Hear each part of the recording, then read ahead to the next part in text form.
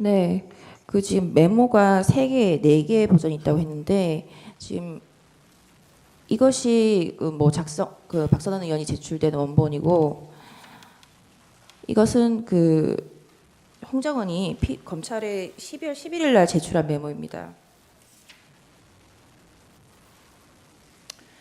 여기에 보면은 이제 14명이었다, 16명이었다. 원본에는 14명, 16명이 지금 둘 다 써 있는데 지금 검찰에 12월 11일 날 제출한 메모에는 14명 그리고 16명이 삭제되어 있습니다.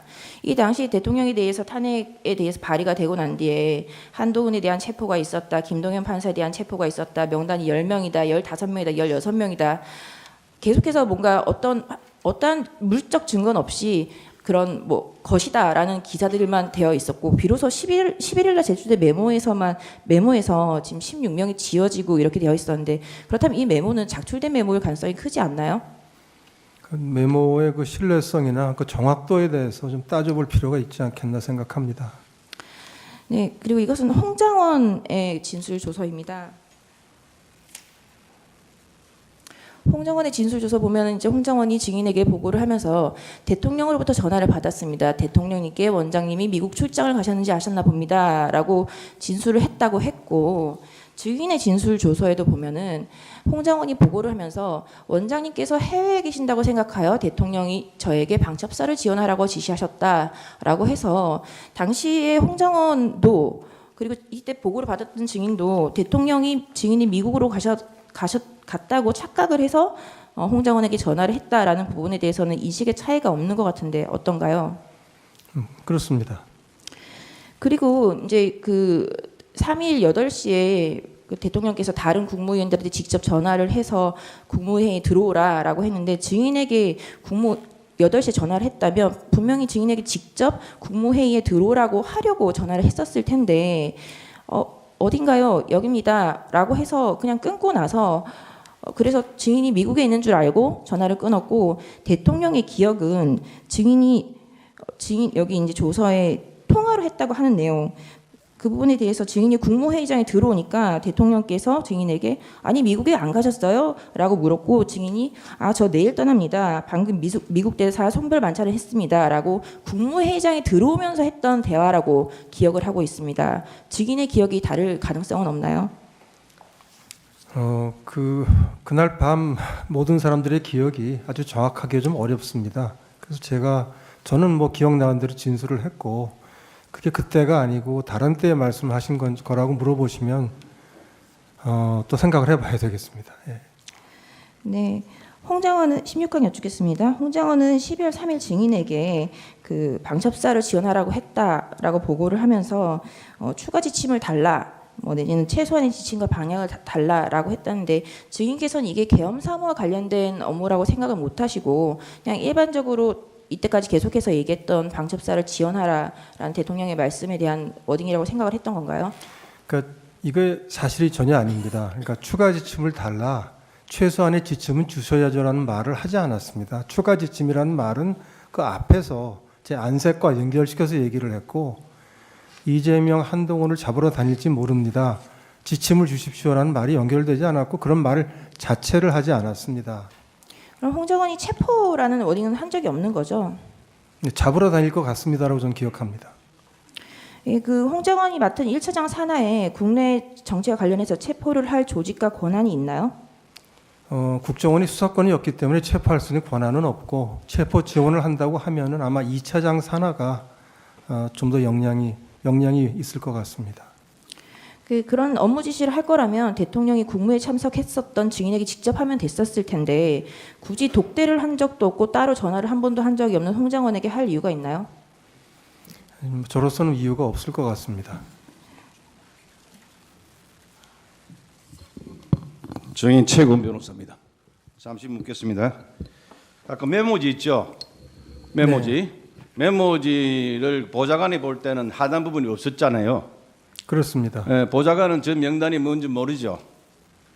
그렇지 않아요? 객관적으로 봤을 때. 그런데 네. 네, 그런데 홍 장관이 그 메모지를 받아보고 밑에다 추가로 기재를 했습니다. 이 추가 기재로 인해서 상당 부분이 체포자 명단으로 바뀌었습니다. 그렇게 생각합니까? 네, 하여튼 보좌관은 자기는 밑에 있는 내용은 전혀 모른다고 했습니다. 그러니까 본인이 쓴 그게 것이 아니고. 홍 장관이 그 메모에다가 하단에다가 저렇게 기재를 함으로써 상단에 있는 명단이 체포 및 근거 명단으로 바뀌었습니다. 동의합니까? 네, 그렇게 보입니다. 체포자 명단이 있고 거기에 한동훈 등 14인이 포함되었던 것을 외부에 공개적으로 말하는 사람으로 홍 장관 외에 다른 사람이 있습니까? 네, 없을 겁니다. 네, 잘 모르겠습니다. 없는 것으로 생각됩니다. 없는 것으로 알고 있습니까? 네, 한동훈은 홍 장관의 말을 믿고 격분하여 탄핵 반대 대열에서 탄핵 찬성 대열로 바꾸었고 그 결과 탄핵 소추가 의결돼서 대통령이 여기 이 자리에 있게 된 것이죠. 맞습니까? 그건 제가 알 수 있는 사항은 아닙니다. 객관적으로 보면 그렇습니까? 뭐 그렇게 생각해 볼 수 있을 것 같습니다. 예. 홍 장관은 정치 중립을 지키지 않았다는 이유로 윤석열 대통령에 의해서 해임되었는 바 윤석열 대통령이 대통령직을 유지하는 한 홍 장관이 국정원에 복귀하거나 다른 공적인 자리를 차지한다는 것은 불가능한 것이죠. 네, 아주 어렵다고 생각합니다. 윤석열 대통령이 탄핵되고 야당 대표 등이 대통령이 되어야 홍 장관 자신이 살 수 있게 되는 것이죠. 그리고 뭐 팩트로 말씀드릴 수는 없지만은 그렇게 생각할 그러므로 수 있겠습니다. 홍 장관은 위와 같이 협의의 말을 만들어내어 대통령을 탄핵 소추에 이르도록 하였다 할 것인데 정의는 이에 대해서 동의를 합니까? 제가 모르는 팩트들이 많이 섞여 있어서 뭐 동의한다, 동의하지 않는다고 말씀드리는 건 맞지 않을 것 같습니다. 네, 재판장님 이 부분에 대해서는 피청구인 본인이 누구보다 잘 아는 부분이라 한두 가지만 직접 여쭙게 해 주십시오. 적어 주십시오. 지금 시간이 가고 있습니다. 그 시간 드리겠습니다. 멈춰 주십시오. 시간 중단해 주십시오. 적어 가지고 대리인한테 주십시오. 적어서 할 문제가 아니라 제가 좀 본인이 직접 물을 수는 없게 돼 있습니까? 규정상? 그러려면 저희들 그럼 평의를 규정 다시 해야 근거가 됩니다. 규정의 근거가 뭔지 저희들 평의 결과가 그렇기 때문에 그걸 아니, 법적 바꾸려면 근거를 들어주십시오. 법적 근거는 소송 지휘권 행사입니다. 네, 알겠습니다. 법에 보면 피고인의 퇴정한 상태에서 정인신문할 수가 있고 청구인 측이 그걸 요청했습니다. 저희들이 평의를 종합해 본 결과 그거는 불공정한 재판이 될 우려가 있기 때문에 피고인은 제정하시되 다만 피청구인이 아니고 피청구인입니다. 피청구인의 지위가 국정 최고 책임자이기 때문에 그 산하에 있는 정인들에게는 영향력을 행사할 수 있다. 그래서 직접 신문보다는 대리인을 통해서 하는 게 좋겠다라고 저희들이 만장일치로 의결한 거고 그걸 바꾸시기를 원한다면 저희들이 나가서 다시 논의해 보겠습니다. 잘 알겠습니다, 재판장님. 네, 감사합니다. 하시겠습니까? 예, 계속 묻겠습니다. 시간 하십시오. 예, 시간에 간단히 묻겠습니다. 정의 간단하게 대답해 주시기 바라겠습니다. 정의는 계엄 당일 대통령실에 갔을 때 대통령이 정의인한테 이재명 등 이재명 한동훈 정치인 13명을 싹 잡아들이라고 말한 사실이 있습니까? 전혀 없습니다. 국정원에 수사권이 없는데 대통령이 국정원장이 정인에게 정치인 13명을 싹 잡아들이라고 말한다는 것은 있을 수 없는 일이지요. 네, 상식적이지 않습니다. 이는 마치 대통령이 수사권 없는 소방관에게 조직 폭력배들 싹 잡아들이라, 마약 사범들 싹 잡아들이라고 말하는 것과 같은 것으로 정말 말도 안 되는 것이죠. 그렇습니다. 대통령은 검찰총장까지 지내신 분인데 수사권 유무를 혼동하여 이러한 지시를 한다는 것은 참으로 말이 되지 않는 것이지요. 그럴 리 없다고 생각합니다. 정치인 13명을 잡아들이려면 무슨 혐의가 있어야 잡아들일 수 있는 것이지 혐의도 없이 무조건 잡아들일 수가 없는 것이지요.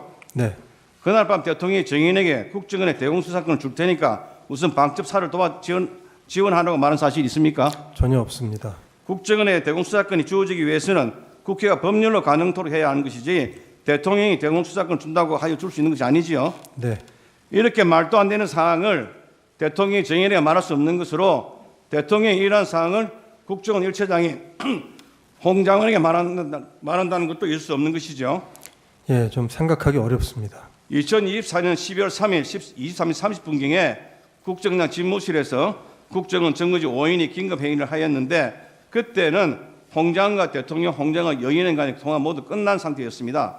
만에 하나 대통령이 홍장관과의 두 번째 통화에서 대통령이 홍장관에게 뭐 잡아들이라 했다, 뭐 했다 이런 이야기를 했다고 한다면 홍장은 당연히 이 정거지 5인 긴급회의에서 이 중요한 사항을 말해야 하는 것이죠. 네, 원장한테 보고했었어야 합니다. 그리고 이러한 사항은 국정원장의 증인이 국내에 있는 것으로 대통령이 파간 상태에서는 대통령이 홍장관에게 말할 사항이 아니라 국정원장이 증인에게 직접 말할 사항이죠. 그렇습니다. 증인은 12월 3일 방첩사령관 여인영으로부터 이 14명의 정치인과 관련하여 체포해 달라고 하거나 체포에 협조해 달라는 부탁을 받은 바 있습니까? 연락한 바도 없습니다. 명단을 받은 사실이 있습니까? 없습니다. 마지막으로 하나만 더 묻겠습니다. 1차 탄핵 소추안에 보면 이렇게 되어 있습니다. 국회에 진입한 경우는 우원식 국회의장, 이재명 더불어민주당 대표, 한동훈 국민의힘 대표에 대한 체포와 구금을 시도한 것으로 확인되었다. 이 정도만 되어 있는데요. 탄핵 소추안 12월 12일자 2차 탄핵 소추안에는 국회의원, 정치인, 그리고 언론인 등의 불법 체포를 시도하였다. 비소추안은 국회의장, 국회의원 등 정치인, 전 대법원장 및 전 대법관 등 법조인, 방송인, 시민사회 인사 등에 대한 체포를 지시하였다. 개헌부는 체포된 인사 등을 수감할 장소를 물색하였고 법무부는 교정본부 소속의 동부구치소에 체포된 정치인과 언론인 등을 수감하기 위하여 장소를 마련하려고 하였다라고 하면서 바뀌었게 되었습니다. 결국 홍장은의 주장 또는 메모 내용 등에 따라 언론인, 전 대법원장, 전 대법관 등 법조인, 그리고 방송인, 시민사회 인사 등이 체포구금 대상으로 추가되었던 것으로 홍장은의 주장이 소추사유 일부분을 변경시켰던 것으로 볼 수밖에 없습니다. 정의는 이에 대해서 어떻게 생각합니까? 제가 법적인 소용은 좀 부족하기 때문에 딱 부러지게 말씀드리기 좀 어렵습니다. 홍장의 공작에 따라서 나라가 흔들렸다고 생각합니까? 어떻습니까? 홍장훈 차장이 큰 영향을 미친 것은 맞습니다. 네, 이상입니다.